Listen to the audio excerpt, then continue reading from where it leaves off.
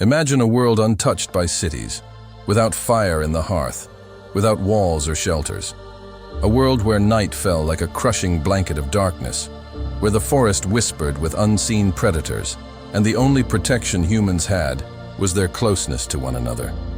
The sky above was endless, mysterious, and silent, until one night, everything changed. Suddenly, the heavens split apart.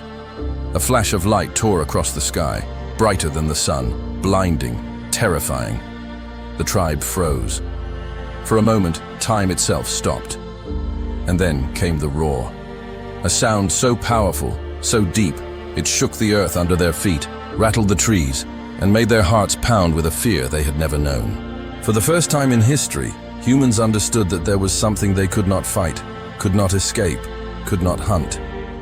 This was not the roar of lions or the scream of dying prey. This was something greater, something that came from above. The fear of the sky was born. Mothers clutched their children. Hunters, who had faced wild beasts with courage, cowered like frightened children. Elders pressed their fingers to their lips, urging silence, as if quiet could calm the raging heavens. Every clap of thunder was not just a sound, it was a voice too mighty to belong to anything they had ever known.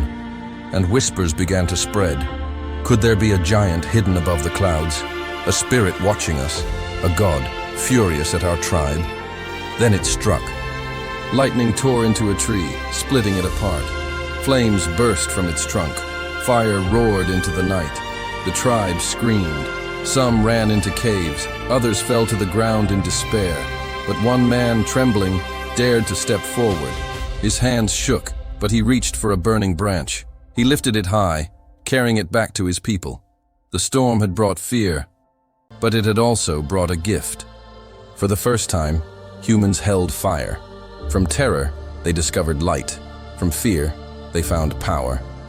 As the storm passed, stories began. Around the fire that lightning had given them, elders told children, "The sky gave us fire. The gods above are angry, but they have blessed us too."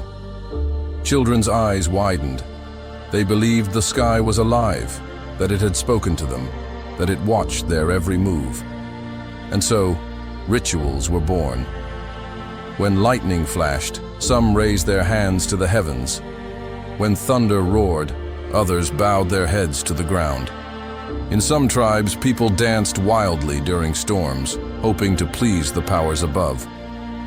In others, they offered blood or stones to calm the anger of the sky. Fear had become worship. Generations passed. Myths grew. One tribe said the lightning was a sword of a sky warrior. Another believed thunder was the beating of wings of giant birds hidden in the clouds. Others whispered that the dead spoke through the storm, reminding the living of their power.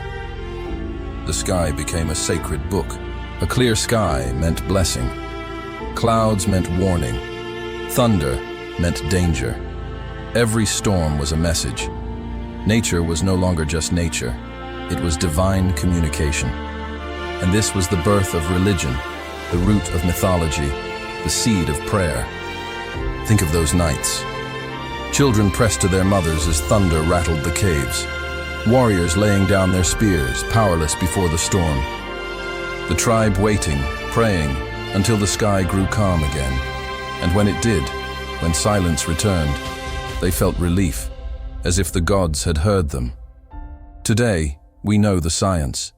Lightning is electricity, thunder is sound waves, clouds carry charges and collide. But for the first humans, it was never science. It was mystery. It was terror. It was the beginning of belief. Close your eyes and imagine yourself there. You stand in darkness. The storm explodes above you. Lightning tears the earth. Fire ignites trees. Thunder shakes your chest. What would you have done? Would you run and hide in the cave? Or would you raise your hands to the heavens, searching for the face of a god? Subscribe for more untold stories of humanity's beginnings, the mysteries that shaped us before history was written. Comment below. If you were among the first humans, what would you have believed lightning really was? The anger of a god, the voice of ancestors, or something else?